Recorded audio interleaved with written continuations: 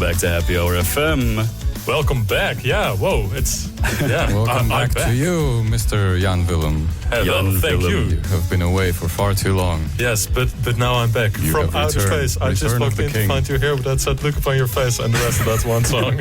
So you were in the US. Yes, I was in the US. How was- USFA. How was that? It was like amazing. It really is. You know, the first few days it's like a theme park, but after which you really see like the beauty behind the facade of it all, and it's amazing. I would definitely recommend everyone to go. It's like pretty doable as well, like cost-wise. Really? I've checked that as well because there was like a band I wanted to see, and I was like, why not? Which band? Actually, the band that's playing right now, Animals as Leaders, they're doing like a 10-year anniversary tour in November and stuff in like New York and around the US.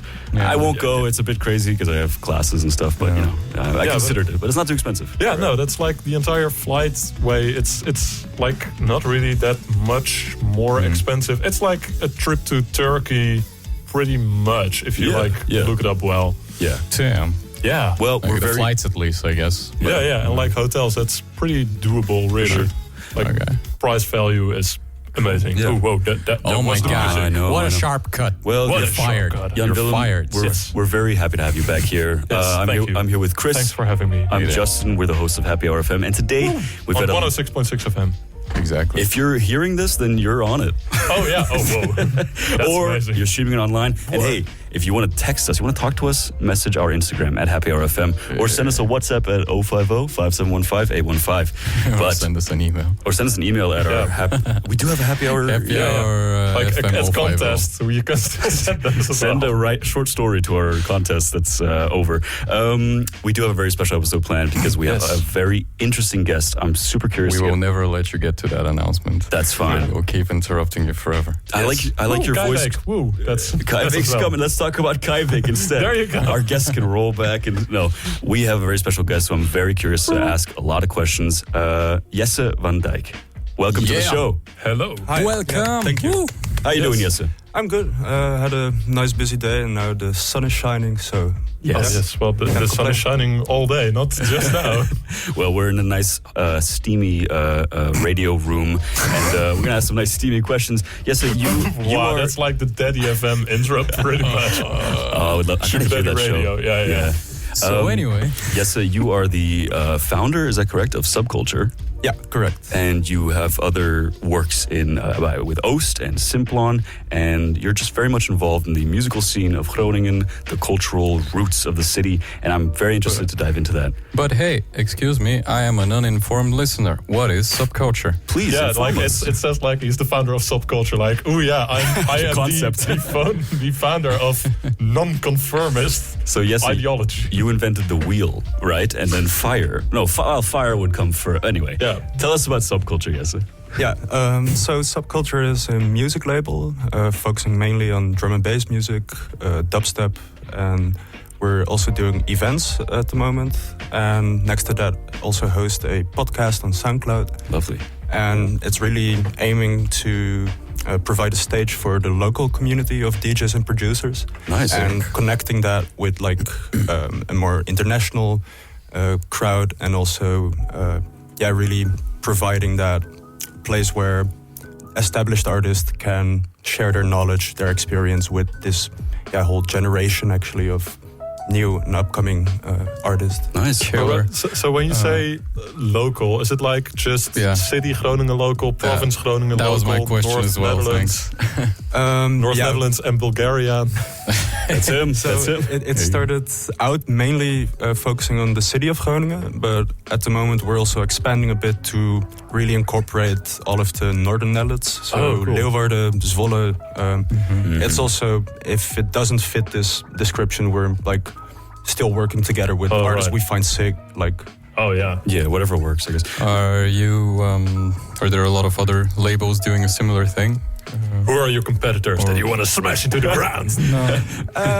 Well, of course, here in the city you have Vision, which is a quite established label. They are, the scale is almost incomparable, but they also do work with local artists, but have a way more international, high quality. Like, Oh right. Yeah, correct me if I'm wrong, but Vision was You're wrong. Was it was it previously Noisia Invites? Was that? Yeah, so Vision is the label, and then you used to have Machtig in Simplon, and every year they still have this Noisia Invites with King's Night. Oh, so that's still going on. And since Noisia quit, they rebranded everything as Vision. As Vision, okay, gotcha. So what sort of genres does SubCulture deal with? Mainly drum and bass music, and then to be specific, deep, minimal sounds, and also some dubstep. Cool. Yeah. For the events that we host, we also try to incorporate more, smaller, unknown genres, like basically everything that's not techno, house, and trance. Mm-hmm. Yeah, that's sweet. Do you think that these are genres that need more support because maybe they're a bit more for the main public? They're not really like in their eye, right? Yeah, definitely. I oftentimes when I'm in a club and I hear these like genres, and then later people tell me like, "Oh yeah, that was so sick," but usually they never know exactly what it is. And okay, techno and house brands way easier. So sure, yeah. So which clubs do you usually go to then, where they have that niche music? Actually, only Oost. There's nothing else in the city I could think of that's really like a club. Yeah, no, that's like really only, well, not really to call it mainstream, but it's like, the pretty only known place. Yeah, for sure. You have the Bunker, of course, which like brings exclusively a hard techno sound. Okay. And that's not really my cup of tea. But So is the idea of SubCulture to be more of an alternative label to some of the more mainstream ones, like more alternative kind of music, still within the realms of electronica and dance, but just weirder stuff? I would say as a label, actually, we do tend a bit more towards a matured sound that's maybe already to be found, but also like always pushing forward for experimentation and like finding that sound of the future. But it's a bit more not aimed to be commercially successful, but like it definitely falls a bit more into the bigger audience's eye.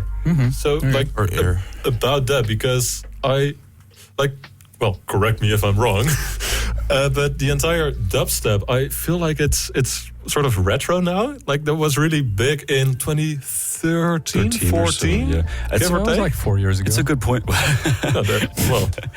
Time flies. We're old now. I think it's something I've talked about with David or Rezi, who was on the show before. That like, from an outsider's point of view, something like dubstep definitely feels like archaic or something. But how does that kind of work for you, trying to like use it, promote dubstep as a label?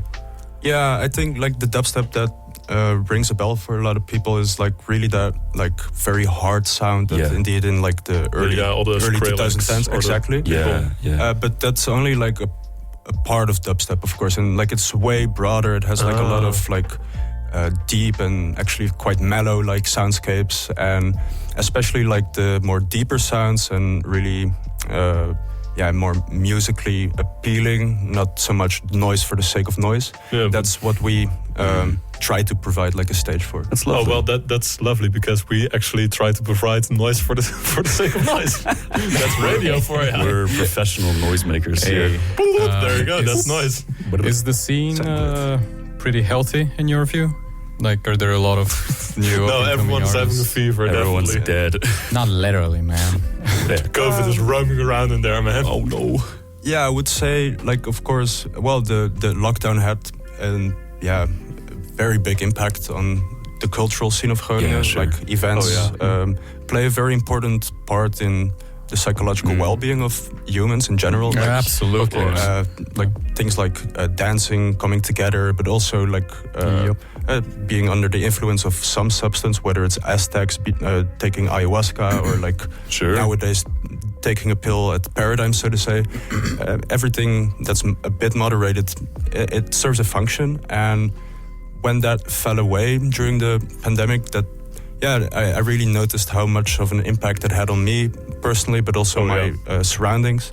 Yeah, fair. And now 2 years, 2 years I think after, I see like how everything like sprung up again, and how much initiatives are actually popping up every week almost. Yeah, it's very good to see how there's a lot of opportunity for that. Yeah, this feels really like the entire catching up after the pandemic that's still like going on, even though we're farther away from the actual pandemic than the whole pandemic. Yeah, we're further away from the pandemic than we are from the Spanish flu. But anyway, did a lot of people start By the way, I want to make like a quick. Sorry to interrupt you, but I want to make a quick announcement. Even though we like condemn illegal substances, of course, because well, there we go. They're like for all of our listeners, please do not, and I genuinely mean this, do not take 3 MMC at the moment because there is like a whole bad bunch going around, and like local news is going on. Don't do that. Just be careful, right? Be careful what you take. Always go to the VNN before to get your drugs tested. Get it tested and whatnot, and like don't do drugs, kids. But there we go. Be safe. Be safe.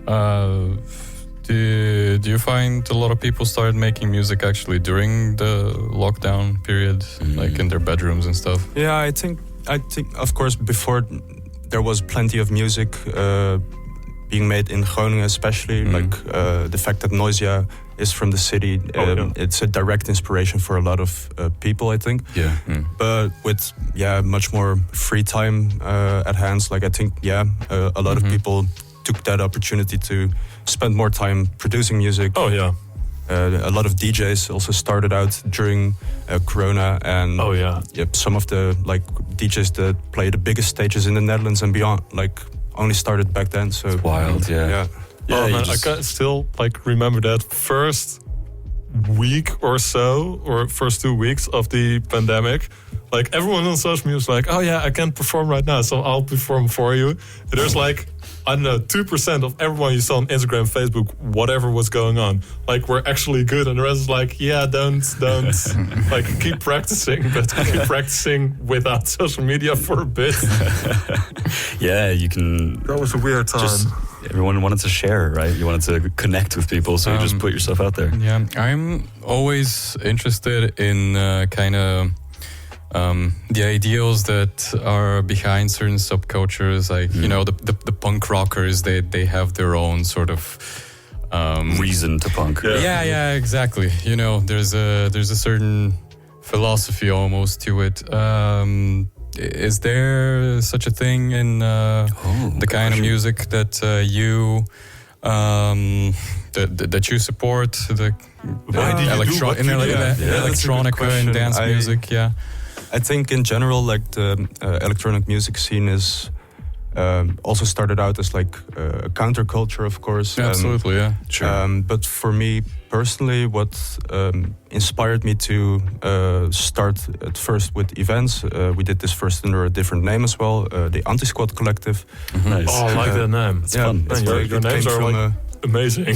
Thank you. They're all very good, and that started out after I noticed how important that like human contact, coming together, having a community is. Hell yeah. Right. I always had a lot of friends, like international students, and the fact that there were no opportunities for them to kind of meet new people and find their tribe, like there was so much loneliness raging throughout the city that mainly providing this place of connection and like inspiring others also to kind of play around with their passion, and having this like safe space where you can like instead of throwing it on Instagram and getting judged, just having like others that like want to help you forward.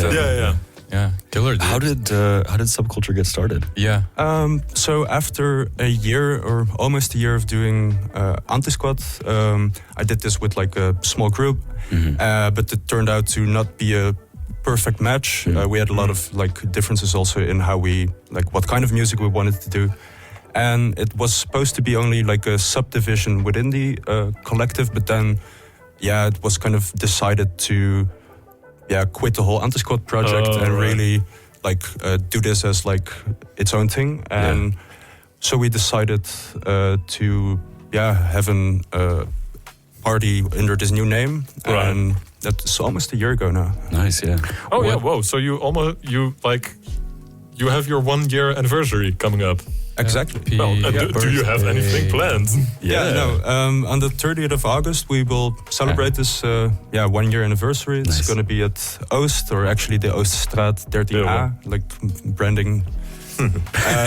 This random place that happened to be there. Oosterstraat. Yeah, exactly. Nice. Yeah. What's planned for the event? Well, we'll have a live set of Frequency. He's like, in my eyes, one of the coolest producers. Like, he really does what he wants. He has a very distinct, unique sound. Right. Just came back from a Asia tour, so the fact that he's even able to come over to the city, it's super nice. Is he still in Asia? No, he's back to the Netherlands. All right. Yeah. So if he's listening, please send us a text. Come on the show. Yeah.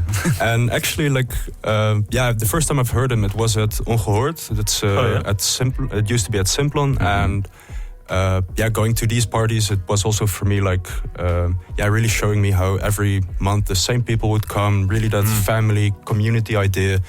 And from there on, I also became a bit closer with some of the organizers of Ongehoord. And the fact that now also they will be playing there, like Dijk and St. Gray.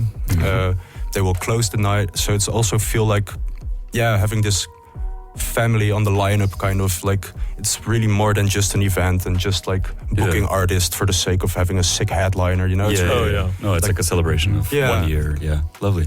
I'm curious, how does SubCulture actually help artists get live performances?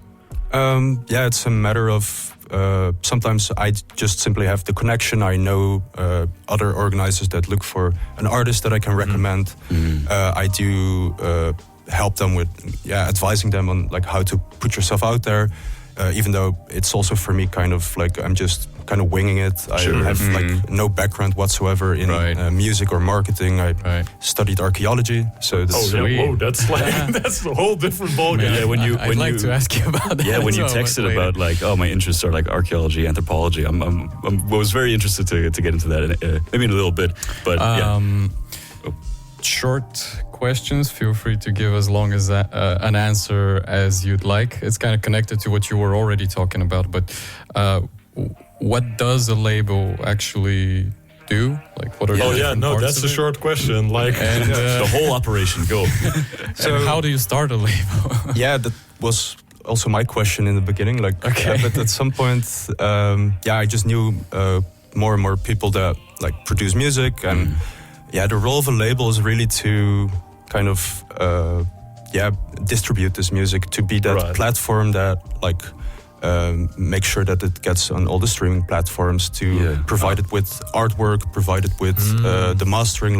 There's a lot of when you get the demo in your inbox, it's usually kind of a unpolished diamond, and polishing it and selling it is really what the label does. Do you master things yourself? No, we also have a producer within the community that is a highly skilled mastering engineer, and so it's really every aspect we try to do it together as a team. Yeah. So how many people is the team actually? How many people are behind SubCulture?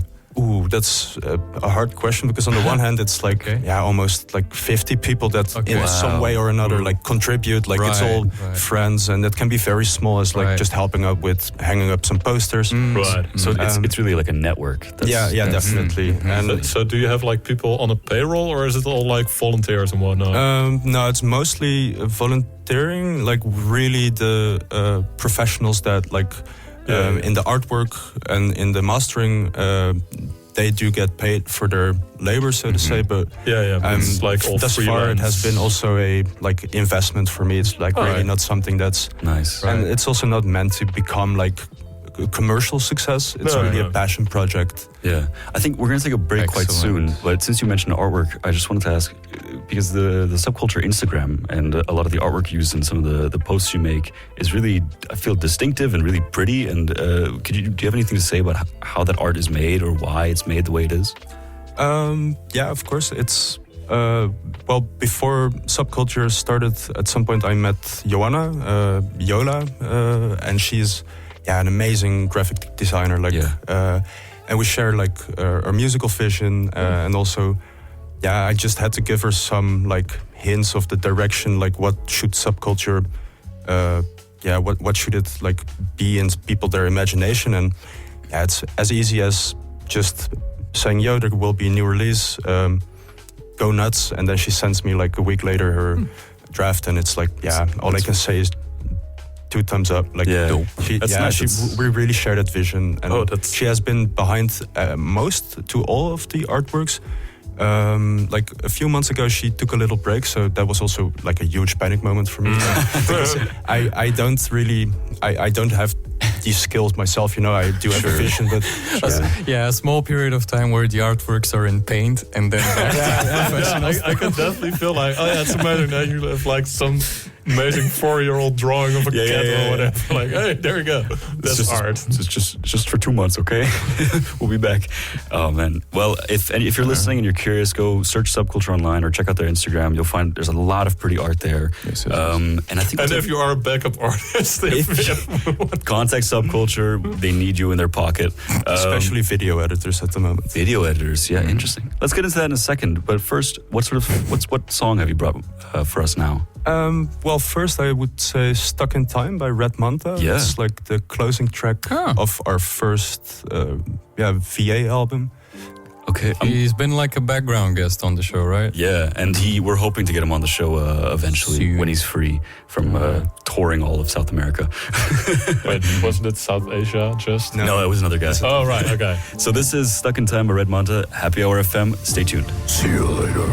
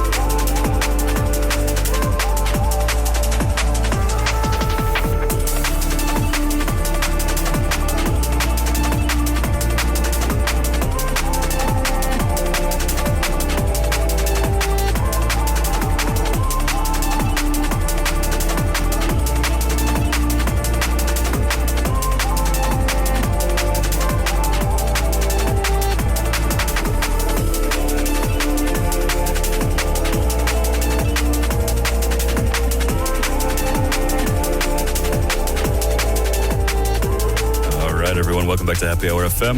You've been listening to Stuck in Time by Red Manta, one of the songs on SubCulture's compilation album. Yeah, have they ever been played on like radio, actual radio that you know? No, not that I know. Like I do know that like some artists played some of the tracks before it was released already on like radio shows, but like not actual like commercial radio, like really like in DJ sets. Okay. Well, then maybe we have been the premiere for there. Yeah, I did text Ricardo from Red Manta. I told him that his song was going to show up.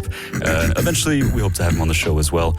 I wanted to get into kind of this compilation album that you have for SubCulture, but we do have a question from a listener. There you go. A live question. Make sure if you want to ask more questions for Jesse about SubCulture and anything else, text us. We encourage such behavior. Yeah, on our Instagram at Happy Hour FM. The question is, what's your favorite thing about running a label? Ooh, my favorite thing, I think it's really like, being able to provide that space for someone to experiment a bit, and then really helping them forward in whatever goals they have. Nice. Especially in like the visibility of an artist and getting noticed, because you can of course like release things yourself and it's not impossible, but like giving that spotlight and that moment of like pride, helping someone reach their goals, that's really what makes it worth it for me.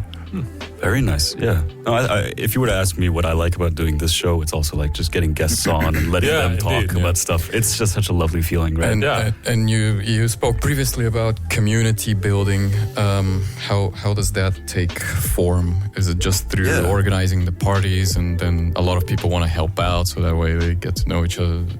It started out indeed like really with these events, and then not only music events, we did also I organized during a sustainability week here, like I did a fashion show in the Martini Church, and a like festival / market at the Betonbos.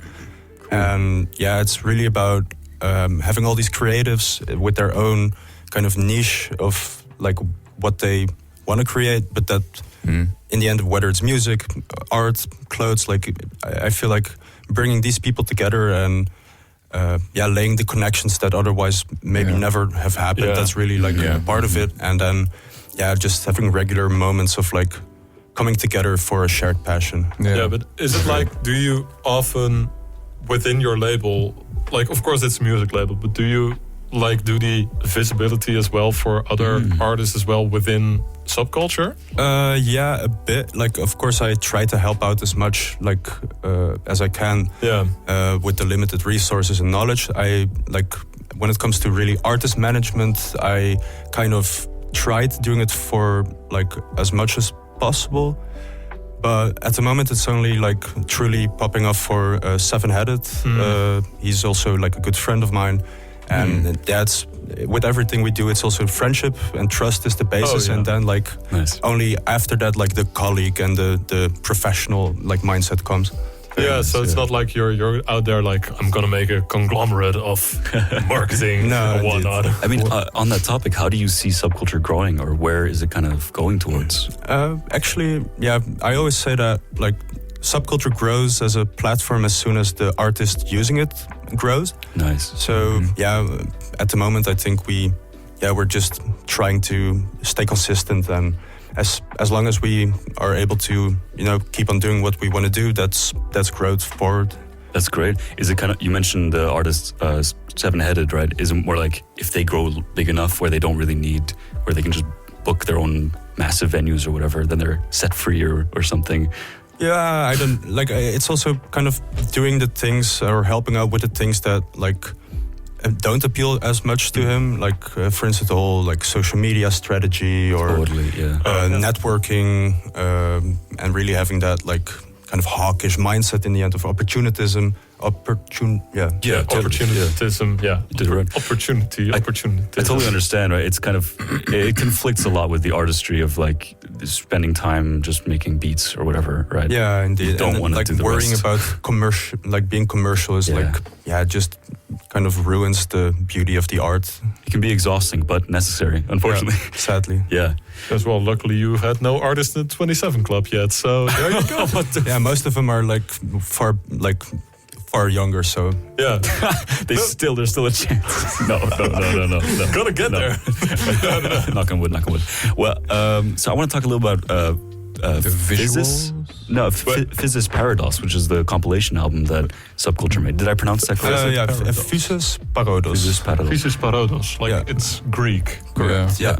There we go. I studied in Leeuwarden in high school at the gymnasium, and there I as a kid I was already fascinated by like mythology and like ancient stories and all different types of cultures, and then I just remember at some point we had this lesson on Greek tragedy and like the whole cult around Dionysos, and there like this story just really stuck with me, and then it felt like a kind of logical name. And then Parodos is like also part of Greek tragedy. It's like the entrance of the choir. It's like very like it has like a lot of rigid rules of how it's like built up, these like plays. And then like Physis is it stands for the raw, like kind of chaotic nature of humans, and like as opposed to nomos, which is then the created society, the structured and a bit more like formal, so to say. Very nice. So this is a compilation album with 8 songs on it, each from a different artist. How did that kind of get together?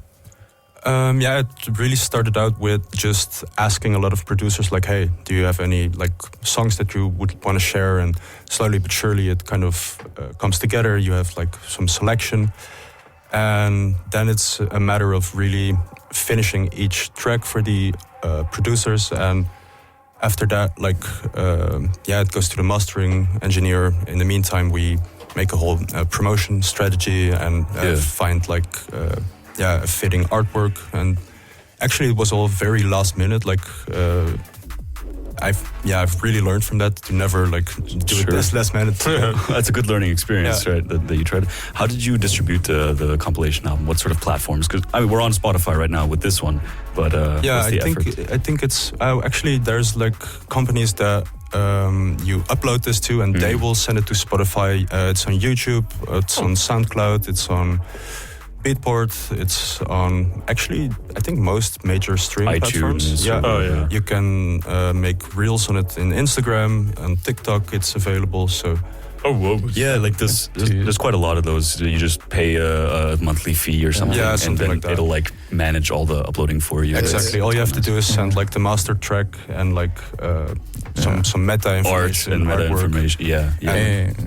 Anything physical, or is that a way beyond budget? Not yet. It's a dream, of course, to also have like physical releases, but it's also really dependent on the artist and what kind of what kind of crowd you want to appeal to. Because vinyls are like nice, of course, but if none of your listeners have ever heard of the concept of vinyls, it's also a bit of a I think everyone in the world has seen an image of a vinyl. They're back. It would be weird though. Like, all right, so I have, I somehow imagine, even though it's not the case yet, like some office with 10 millions of these gold records on the wall. Right. But even though we never really released anything physical, but there you go. There's a vinyl of it. Yeah. Do you have DJs who mix on vinyl? Yeah, actually, Lazy Luke, also our mastering engineer. That is an amazing Lazy artist name. Yeah, definitely. I see he has a song here, Rheinbuttern. Yeah. Is he German? He's German. That's fantastic. I'm just going to play that in the background. If you're curious, this is what the first song on Physis Parados sounds like.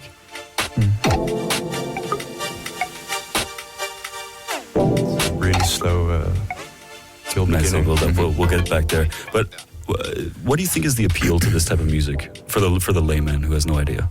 For me, it was really the first time I went to a drum and bass event. Like I used to go to more techno events before I was like 16, I think. And then I moved to Groningen when I was 18, and my roommate was a producer. How old DJ. are you now, by the way? 25. All right, okay. Yeah. And so my roommate was a DJ producer, and he brought me to a rave one time. Mm-hmm. And yeah, for me, it was just such a natural... I think I've never danced this hard in my life before, and it felt very cathartic. Nice. And yeah, I think the energy, like drum and bass music, is quite fast, like beyond 170 BPM. That's quite some tempo, but fast, it's still like musically very sound, and the sound design is also usually pretty like on point, which makes it's great for like parties, but it's also oftentimes like great for more listening experiences. Good headphones, really diving in. Textural stuff. Yeah, dude, a bit of a tangent, but like a couple of days I had a pretty fun conversation with a friend late in the night. We just got to talking about like the different ways that people move at different types of different parties and music events. Like, you know, the people who go to like a psychedelic trance party, that they move a certain way, but then, you know, goth kids in a goth disco club move a different way, and then you have the metal kids just slamming into each other at concerts. So I wanted to bring up because tangent. Just my I like drum and bass, especially I've learned a lot about it through David or Rezi, who we've had on the show, but I don't listen to it too much on by myself. Still a fun genre, lots of fun stuff. But I went to see Dizzy Rascal at the Stadspark for the what was it, the festival called? The Bevrijdings Festival. Right. He played a free set, and his music's fun in general, really cool. But he played like one drum and bass track, and just the energy there just skyrocketed. You're just absolutely really going crazy. The energetic release that's like incredible. In that music sometimes is just unmatched. But it's like for real. Like any given night on any different club that you're in, whenever they play like Afterglow by Wilkinson, the entire like roof instantly goes off the place. Goes nuts. It just has high energy. So like one weird question. I found this out 2-3 months ago, that you can actually like just go to Spotify and download all your music within high quality or super high quality instead of medium. I just like never found that out. I was like, oh my god, this is so amazing. I've been missing out. Yeah, definitely. So is that as well? Do you feel that people miss out if they do not listen to it on Spotify with high quality? It really depends on like why they listen to it. I mean, I could always recommend to listen to your music in the highest quality possible. Of course. But I don't think they necessarily miss out on the essence. Like some tracks we release are really more focused on like this atmospheric and kind of a vibe, and of course that can be maybe a bit like doesn't have to be on the highest quality, but when it's really like a deep track, like focusing on sound design, of course, then you maybe miss out on some elements. Yeah, like if it's a track with like really nice bass and cool textures, like a phone speaker won't do. Of course not. There you but that's also kind of the test that you like. The phone speaker test. If it still sounds good on that. Then that's so on Vice's Paradox. Which songs would you definitely recommend you put on high quality? Any, but Idolatry is really like has a lot of more intricate like sound designs that. Okay. Should we take a quick little listen to that? Let's take a music break, and I'll come back with a question now. Sure, let's listen to Idolatry by Seven Headed. Yeah, sounds good. Sounds good. There you go. We'll be back. Happy Hour FM. Oog Radio.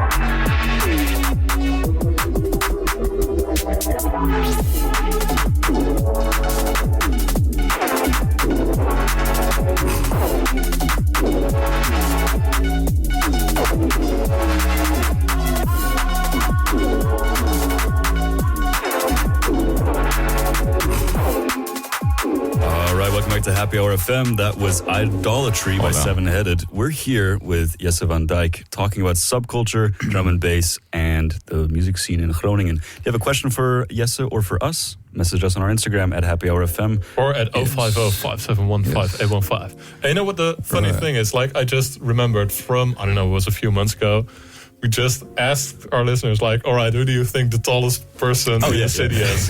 And people just like send in random numbers with CM behind it. If you're listening right now, just send something weird that's like appropriate, but the next host CM, that is still has their WhatsApp open because feel like, what the hell is going on? Yeah, the show after us.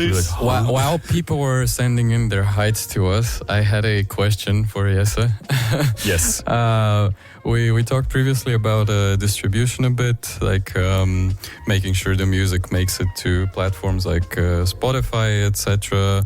Potentially also on physical, like vinyl later on. I'm kind of giving this as an introduction to my question. My question has to do with, as a label, you're a sort of curator of music. You decide what kind of music you want people to discover, but then that means that you yourself have to find that music in the first place. So how do you search for music that is until then essentially unknown? Is it a lot of digging through vinyl? Is it a lot of looking online? I gotta say, sorry, digging is good for someone who studied archaeology. Yeah, definitely. And curating, right? Like a music. Sorry, go on. Yeah, no, spot on. So, you go to the desert in Egypt, and there you go. There is some music. Sand. I put in so much effort. Yeah. No, to answer your question, it's of course because our scope is quite local. There's simply not a huge, not that much to dig from. It's so as soon as I found like artists that I think are cool or doing something cool, or someone sends me like a text like, hey, have you checked out this guy? He's also from Groningen. And then it's simply, I usually just contact them. I invite them to have a cup of coffee. I tell them what we do with subculture. I really find this like personal approach very important to like, of course there should be a musical kind of click, but if someone's a total dickhead, like I don't want to like work together. So is it a lot of from friend to a friend kind of thing? It's like partially that, but also sometimes just seeing something being reposted on Instagram, simple as that, or like through like SoundCloud or Spotify algorithm. Right. Oh yeah. So like, you know, we were just talking a bit about the entire social media aspect of it. And like, you have to keep posting to keep everything relevant algorithm-wise.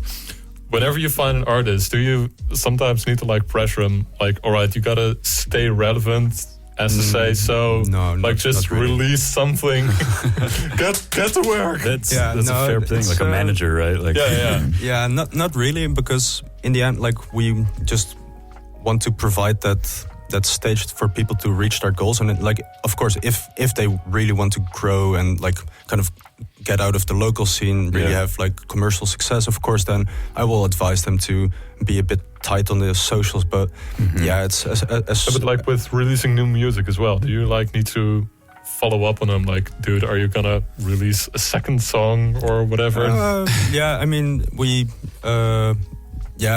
not really, because in the end, like, there's only, it's not about like quantity as much as quality. Sure. Oh, right. And of course, to stay relevant, it's a good idea to every now and then like have new music out. But if you like push out music for the sake of pushing out music, it's not gonna be the best, maybe. Yeah, sure. And another thing that I guess a label does is sort of build a recognizable image.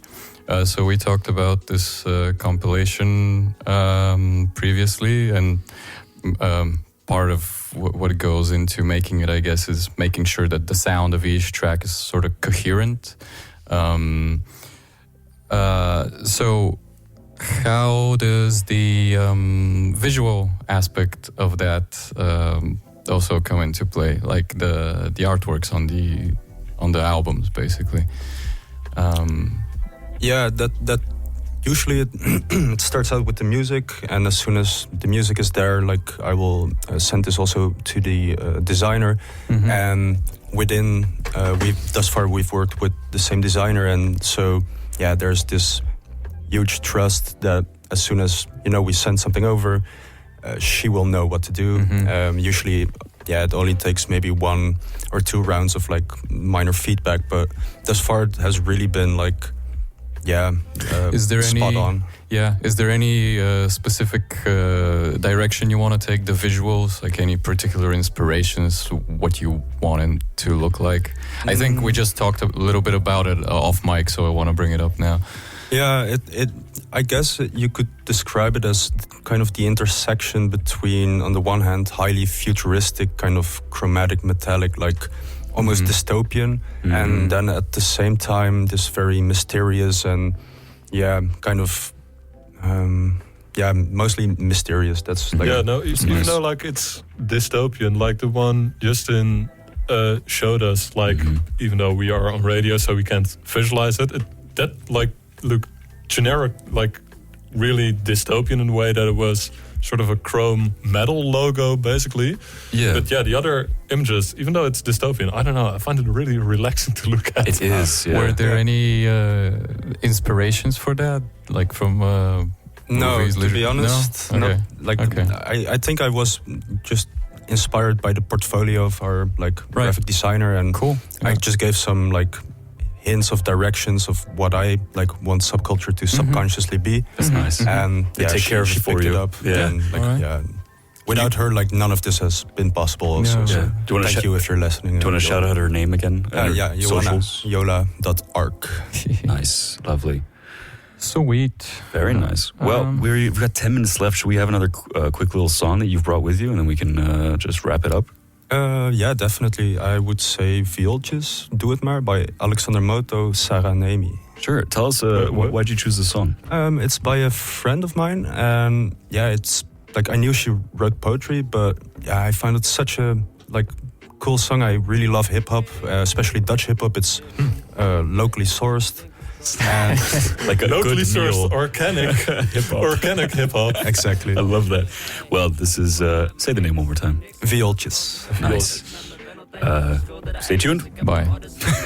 Ik heb verwilderde kijkers, maar juist mijn doppen scheppen. Net boven het water, nog geen toppen verder. Soms stapt er een visje aan het haakje en trekt die me naar beneden. Dan is Sniffy uit de lijn door effectieve daggebeden. Instinct is dat, motherfucker vindt is wat. Ik heb een ziel die oude is, de haaien zwemmen daar bij Groenland. Draaiend aan het overgaren spit en kalm komt elk seizoen langs. Je kan boos zijn op de regen, maar wat wil je doen dan? Aan een ingegeven toestand, die hoogst constructief is voor de koersplan. Waarom hebben jullie allemaal ruzie, verzoen dan. Zuidwest product, ik poes niet meer met Prodem. Je faam en ik de huur je collectief even doof. Dus ik hoop dat je niet meer boos bent.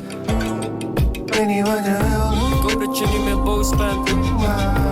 Wie dan ook, op jezelf. Voor mij.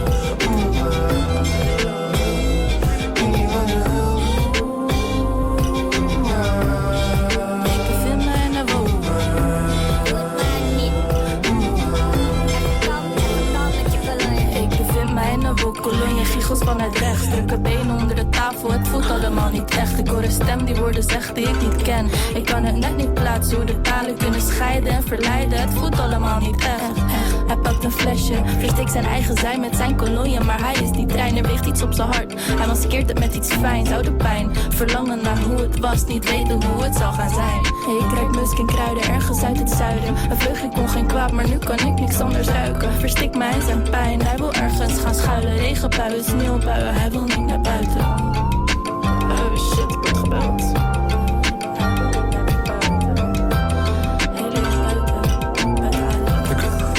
Ik wil wel naar buiten. Ik weet niet wat je wil. Ik weet niet wat je wil doen. Maar laten we gaan. Wauw, dit ziet eruit als een gegeven moment. Een vergankelijk cadeautje als een terminale mustpak. Sneeuw voor de zon, het komt met bakken uit de lucht. Als een kristalwaterval, probeer het op te vangen met mijn mond. Het landt op mijn tand en vormt een diamant. Ik lik het op met mijn tong, smaakt naar frambozen, schaafijs en ook naar meer. Bijt je in je brazier en lik de franje van je kant. Uiteindelijk zijn we maar dieren, zoek nou dus niet naar plezier. Al is het wel mooi meegenomen en ik ben niet bepaald een tamme kastanje. Ik ben de wilde variant, al kan ik best beschaafd zijn. Het gaat om een gezonde balans, maar soms erop dan weer eraf. Bewandel onbewust het juiste pad. Ik loop te fluiten, want ik volg de route naar je liefde. En dit voelt als een buitenkans, ik wil best voor je uitglijden. Want dan kan ik van onderen bewonderen hoe het lichtje skietelt en de vlokken dansen om je uiteinde. Je wordt bedankt. Oprecht. Bedankt. En ik meen het. Ja hoor. Echt waar dit.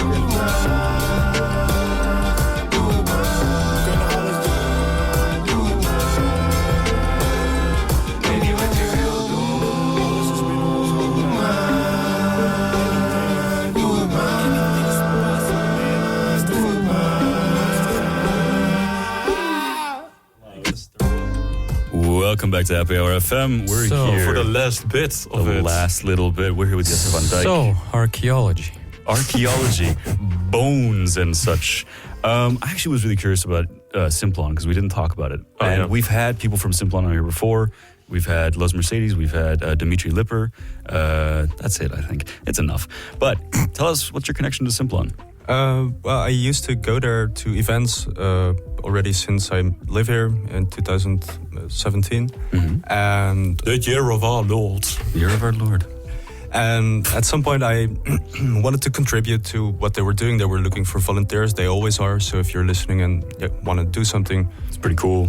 Apply, because they will literally take anyone, me as well. They'll teach you. Yeah, exactly. Or get involved with your label. You're still looking for video designers, you said, right? Video editors, yeah. Nice. Cool. No, but then I joined the Horeca team, and it's pretty straightforward. You help out at the door ticket sales, either or at the wardrobe, or just behind the bar at different events. Nice. And that's do you still participate with that? You're still busy? It's twice a month. They want you to be available and help out. So it's it depends also on what type of show. Like sometimes they have night productions, like more the parties and the raves. But also like the talent stages on Thursdays with Simplon Up. It really depends on also what kind of fits your lifestyle, what your interests are. Yeah, and then you also do something at Oost as well. Yeah, I work at the door at the Oost, also to ticket scanning. Nice. And that's also pretty straightforward. But it's also a very nice way of staying connected to what's happening in the music scene. And a lot of my friends work there, and Oost is really a family. Like it's way more than just a communal club. feeling. So about ticket scanning. on the 30th of August, where can we get the ticket to get the ticket scanned? Yes. They are available online via our website.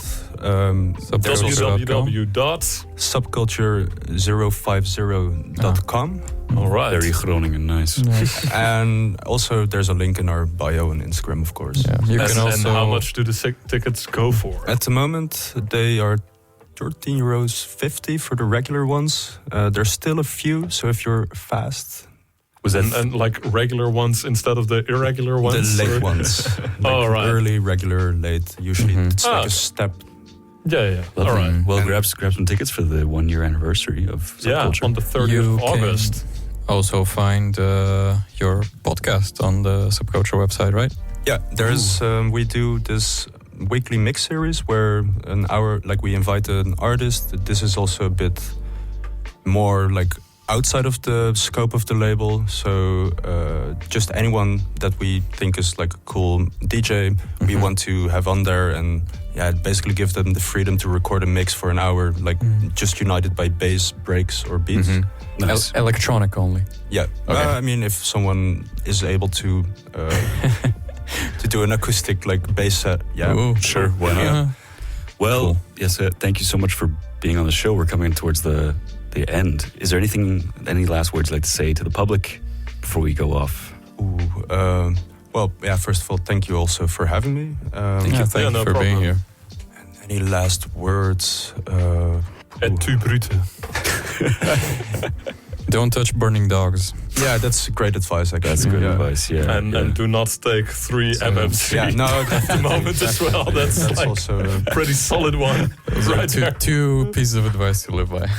Yeah. Well, thank you so much for being on the show. Make sure to check out SubCulture and make sure to check out our Instagram. Oh yeah, as well. and our YouTube up tonight. Yes. Most episodes, not all, but all soon. Yes. Yeah. Follow Yeah, Instagram. if you missed the show and somehow you're hearing this, that's weird. But you can hear us again live on Seriously, not look live on up YouTube. Happy Hour FM on YouTube. You'll find it in an hour or two. Yes. An hour or two. So like if you're up there by 10 or whatever, like you're definitely out there. I gotta get home and like switch it from unlisted to public, basically. Very exciting. All right. Well, yes, thank you. Yes, And thank you so much for being here. people of Groningen, have a good evening. Yes. See ya. And enjoy your Keiweek. Bye-bye.